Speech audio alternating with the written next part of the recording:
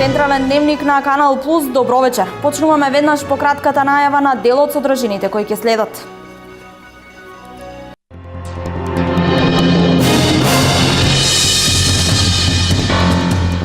Државната изборна комисија го продолжи рокот за пријавување на спорните гласачи кои ќе имаат можност да го регулираат правото на глас 15 дена по распишувањето на парламентарните избори.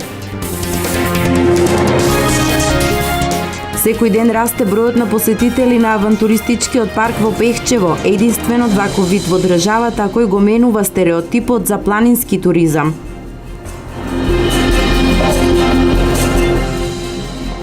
На дното е најновата представа која од крајот на овој месец штипјани ќе може да ја гледаат под сцената на националната установа Центар за култура Ацо Шопов Штип.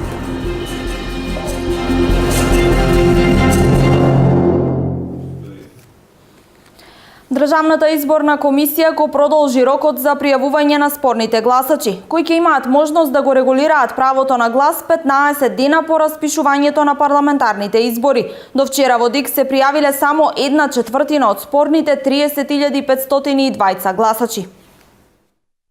По распишувањето на парламентарните избори, непријавените гласачи од листата на ДИК ќе имаат време од 15 дена да го регулираат правото на глас. Ова ќе важи за 30.520 граѓани кои не се пријавиле на листата на спорни гласачи на ДИК. До вчера, кога истече рокот, се пријавиле само 1/4 од спорните гласачи или 8.922 граѓани.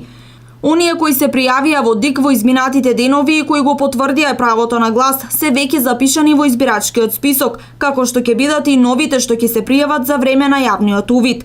По заклучувањето на избирачкиот список, непријавените гласачи ќе бидат избришани од списокот.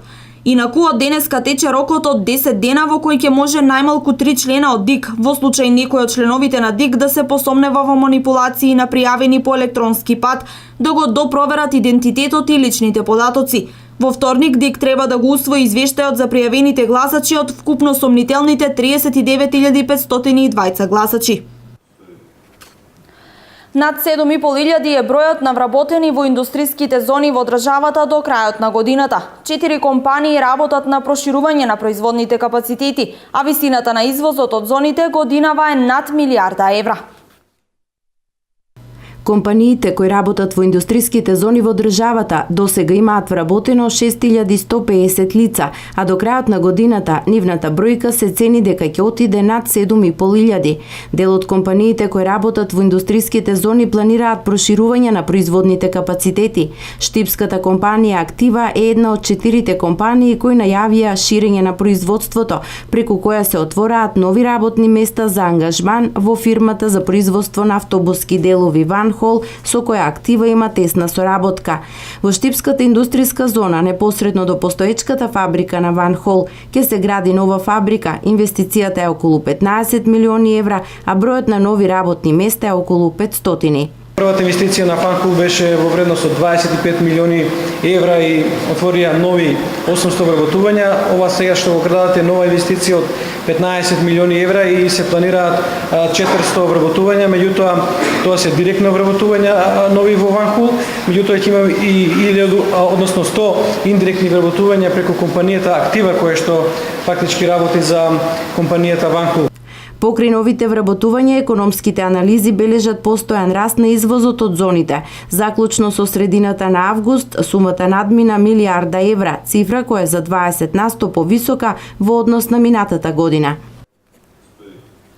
Стартува пријавувањето за авансно обештетување од 30.000 денари за секоја од семејствата што ги погоди невремето на 6 август во Скопје и околината. Денес, утре и задутре настраданите граѓани од поплавените подрачја треба да ги пријават во Министерството за финансии деловните банки во кои сакаат да им биде исплатен паричниот надомест.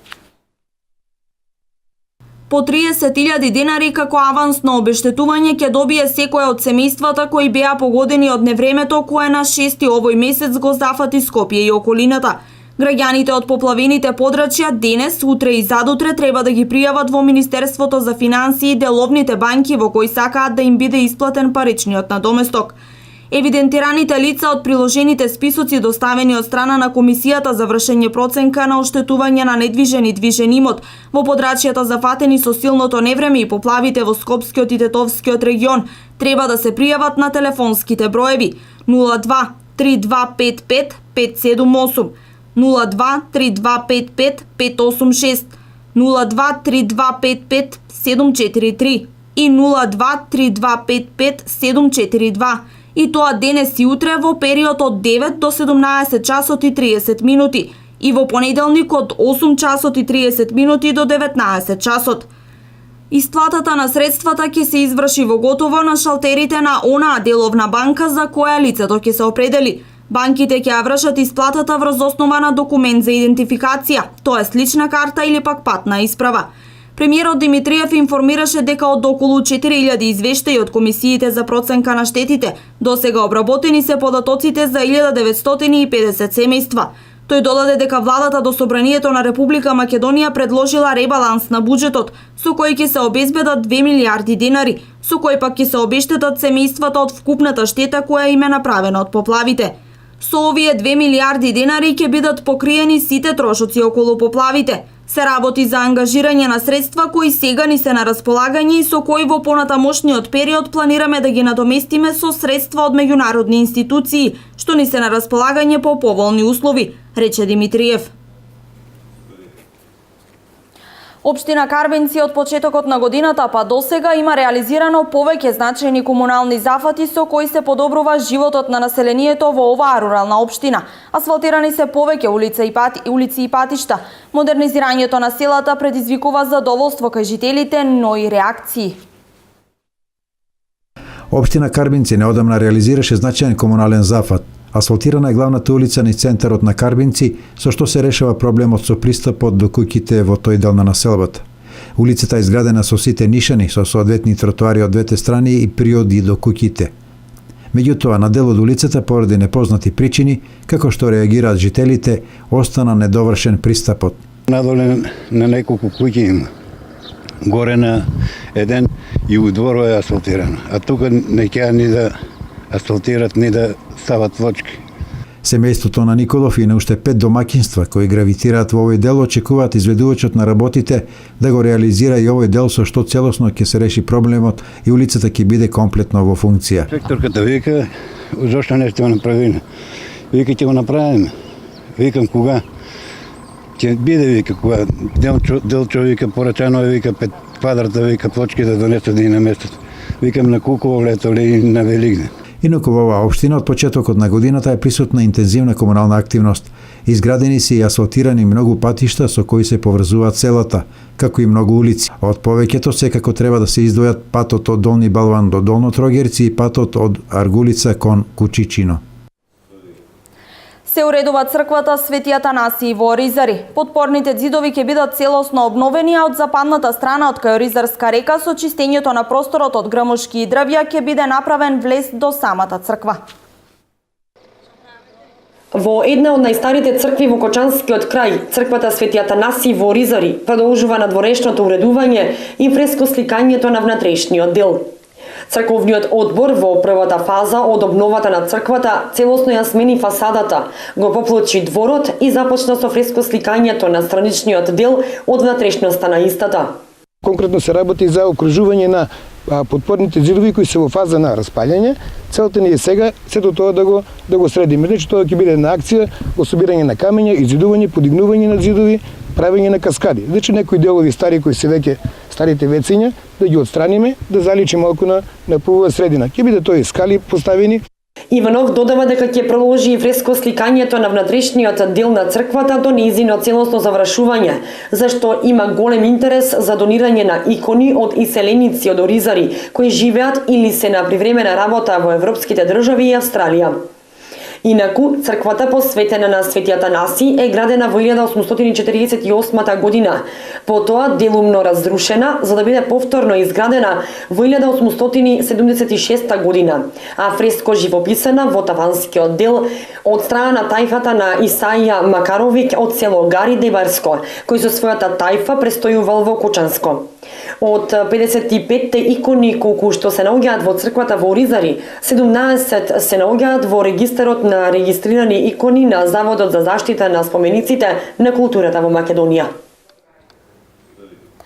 Авантуристичкиот парк во Пехчево за секогаш ќе ја промени идејата за тоа како треба да се помине и доживее една планинска авантура во Македонија.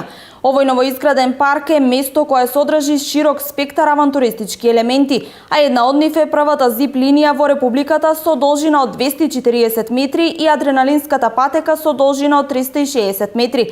Секојдневно се зголемува посетеноста од страна на авантуристите и зависниците на адреналин.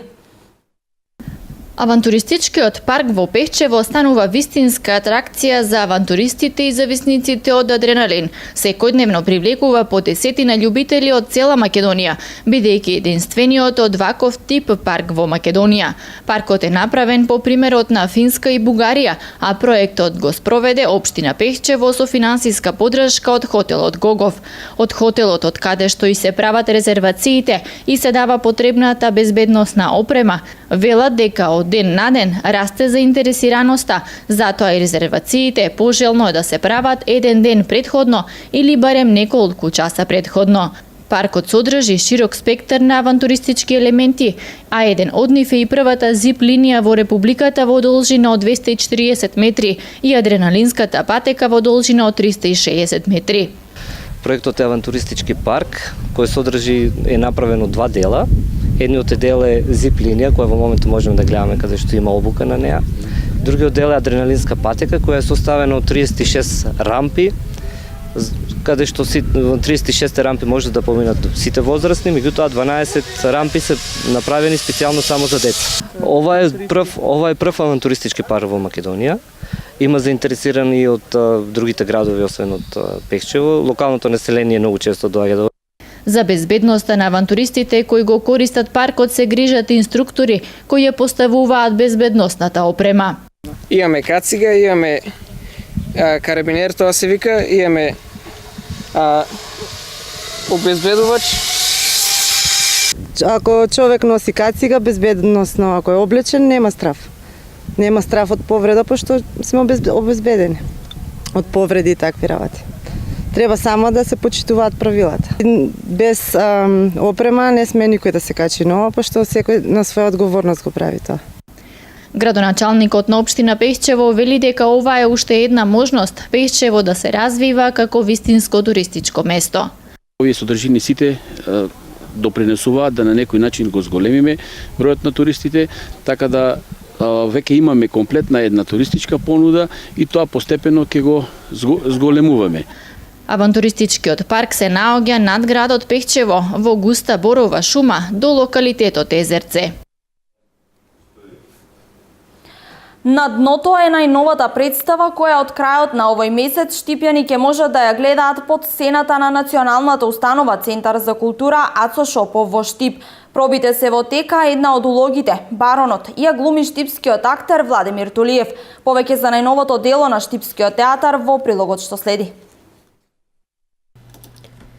Во Националната установа Центар за култура Ацо Шопов во Штип започнаа пробите за најновата представа На дното од Максим Горки. Премиерата е предвидена за кон крајот на месец август и токму затоа актерите кои се ангажирани во представата имаат долготрајни и напорни проби. Режисер на представата е Дејан Пројковски, а главниот лик, Баронот, го глуми познатиот штипски актер Владимир Тулиев.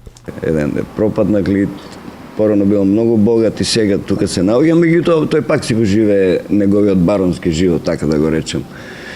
И воопшто не се откажува тоа и секако е како и сите други дека ќе може да се качи по скалите кои што ќе излезе и ќе го осветли сонцето надвор од тој простор каде што е замислен.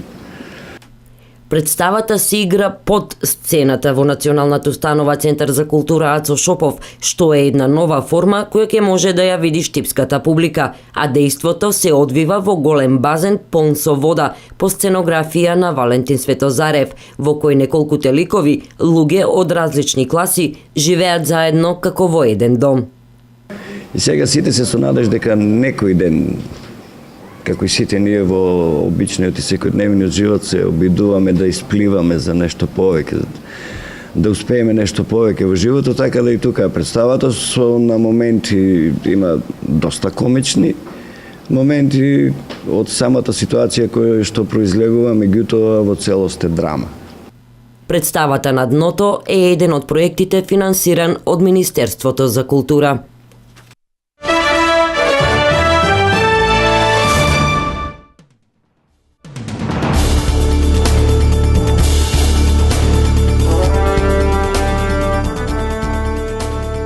Најмладиот син на мексиканскиот озогласен криминален шеф кокаин Ел Чапо Гузман беше киднапиран под закана со оружје од ривалска банда, што предизвика страв дека киднапирањето би можело да иницира нова војна меѓу картелите.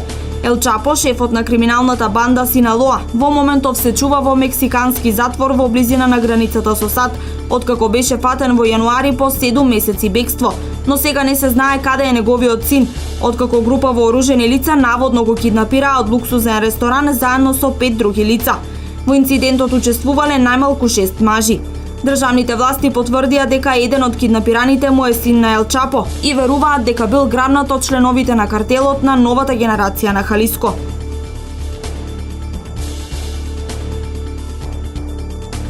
Од ракетните бродови на Црноморската флота при руската воена морнарица биле лансирани 3 крстосувачки ракети од типот Калибар на позициите на Ал-Нусра фронт во Сирија, соопштија од Руското министерство за одбрана.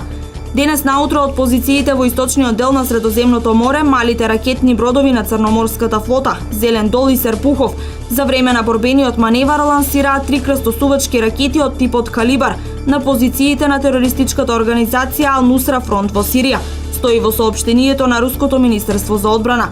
Во нападите со моќните крстосувачки ракети потврдено е дека биле уништени командни пунктови и база на терористите во областа на населбата Дартас, како и фабрика за произведување на муниција за минофрлачи.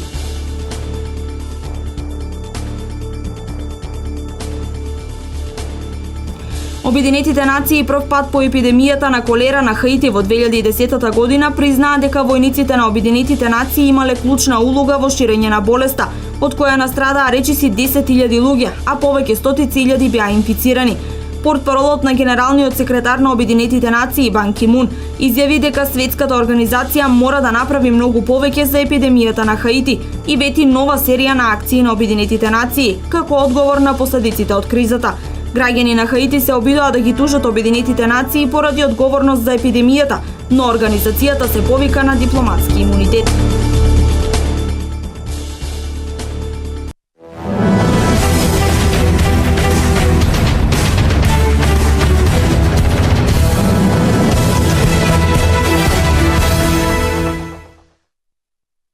Продолжуваат надпреварите во првата македонска фудбалска лига. Утре на програмата се надпреварите од третото коло. Фудбалскиот клуб Брегалница на домашен терен ќе ја пречека екипата на Силекс. Екипата од Битола Пелистер ќе гостува кај Македонија Ѓорче Петров. Лидерот Вардар во третото коло се среќава со екипата на Победа. Работнички ја пречекува Ренова, а Шкендија утре на домашен терен игра против Шкупи. По 2 одиграни кола во првата македонска фудбалска лига, само Пелистер и Работнички имаат максимални 6 бодови. По нив следуваат Вардар и Ренова со по 4 бода, Силекс и Шкендија имаат по 3, а Шкупи и Брегалница по 1 бод, додека екипата на Победа и Македонија Ѓорче Петров се уште немаат освоено бод.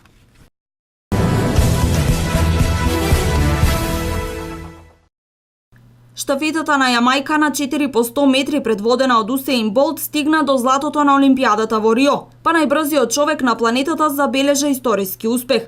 Усеин Болт стигна до историски трипл-трипл. Јамајканецот победи на 100 метри, 200 метри и 4 по 100 метри на 3 последователни олимпијади. Имено во Пекинг во 2008-та, во Лондон во 2012-та и сега во Рио во 2016 година.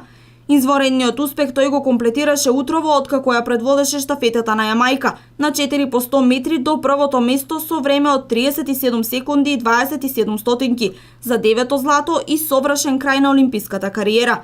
Штафетата на Јапонија приреди сензација и го освои среброто со време од 37 секунди и 60 стотинки. Атлетичарите на САД завршија со време од 37 секунди и 62 стотинки, но бронзата им беше одземена поради предавање на палката надвор од зоната на размена.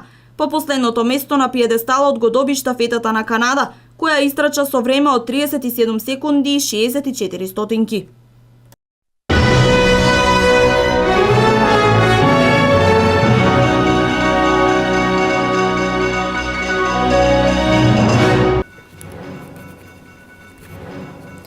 Ова беше се во централниот дневник на Канал Плюс. Се гледаме повторно во 23 часот, термин за третото и последно издание на дневникот на Канал Плюс. До тогаш, пријатно.